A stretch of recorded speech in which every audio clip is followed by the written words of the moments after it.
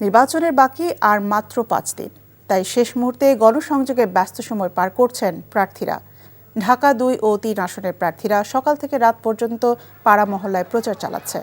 এই 2 আসনে 11 জন প্রার্থী ও কর্মী সমর্থকরা নিজ নিজ দলীয় প্রতীকে ভোট চাইছে। খুলনা 3 আসনে বিএনপির প্রার্থী রকিবুল ইসলাম বকুল থেকেই খালিশপুর এলাকা গণসংযোগ করেন। ধানের শেষ প্রতীকে ভোট চেয়ে খালিশপুরের বন্ধ পাটকল আবারও চালু করার আশ্বাস দেন তিনি। পিপলস গোল চত্বর থেকে মিছিল বের করেন জামাতে ইসলামী প্রার্থী মাহফুজুর রহমান। দাঁড়িপাল্লায় ভোট চেয়ে এলাকার উন্নয়নের প্রতিশ্রুতি দেন তিনি। কুষ্টিয়া 4 আসনে বিএনপির প্রার্থী সৈয়দ মেহেদী আহমেদ রুমি গণসংযোগ, পথসভা ও জনসভার মধ্য দিয়ে নির্বাচনী প্রচার চালিয়ে যাচ্ছেন। ভোটারদের মন জয় করতে দিচ্ছে নানা রকম উন্নয়নের প্রতিশ্রুতি। বাগেরহাট 3 আসনে বিএনপির প্রার্থী লায়ন ডক্টর শেখ ফরিদুল ইসলাম ছুটছেন ভোটারদের দ্বারে দ্বারে। দলের নেতাকর্মীদের ভোট কেন্দ্র পাহারা দেওয়ার আহ্বান জানান তিনি। নাটোর 1 আসনে বিএনপি প্রার্থী ব্যারিস্টার ফারজানা শাকিল পুতুল লালপুরে গণসংযোগ করেন। আর 2 আসনে জামাতের প্রার্থী ইউনুস আলী দত্তপাড়া এলাকায় প্রচার চালান।